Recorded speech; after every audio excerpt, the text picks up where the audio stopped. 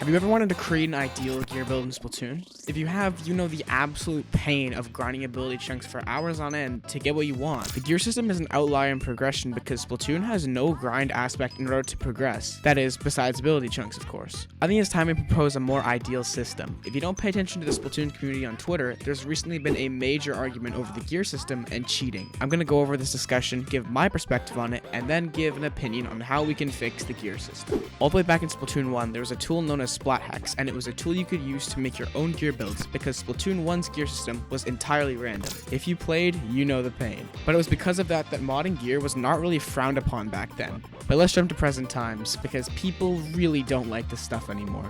Toon posted a tweet saying, "I got banned for using Shiverbot, pretty much Splatoon 3's version of Splat Hacks, when I just wanted to not grind for chunks. L game, L company." What if it's a trap?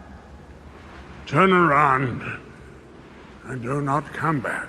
If you couldn't tell, this was a bait tweet. And oh my god, people ate this up as if he was being dead ass. The amount of angry quote retweets and replies is comical. And I'm sure that you can gather from this that yeah, people are not really okay with this happening anymore. But what's my perspective on it? Well, I don't think it should be frowned upon.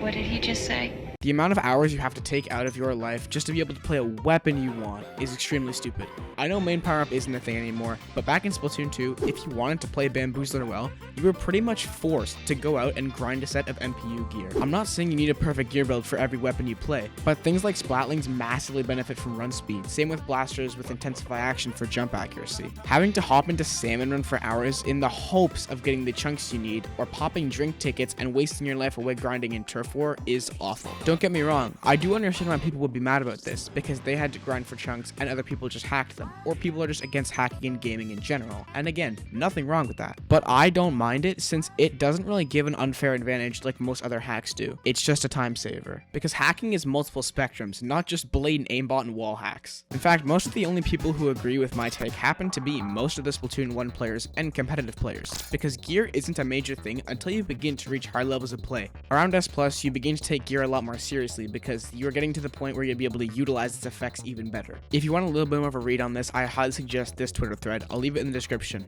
Anyway, on to how I think we should fix the gear system. Currently, there's only 4 ways of legally obtaining chunks. Salmon Run, where you get 1 piece of gear every 200 points with random chunks. Multiplayer, which gives you chunks very slowly, but you have increased odds of getting the ones you get. Rerolling, which is currently hard capped by the amount of C-snails you have and insanely expensive. And the Shellout Machine, which has a very low chance of giving you chunks, let alone the ones you want. I still don't think ability chunks should be handed out like they're nothing, but I have a good idea for them. Since Splatoon 3, you don't get anything for leveling up past level 30 anymore. I think each level past level 30, you should get 5 ability chunks of your choosing. This gives back a previously taken away reward and also gives a pretty decent system for getting chunks. This is good, but I still think we can do a little better. So let's look at coins. By the end of the year, anyone actively playing the game won't really have much of a use anymore, as they'll probably bought out most of the gear and most of the general store.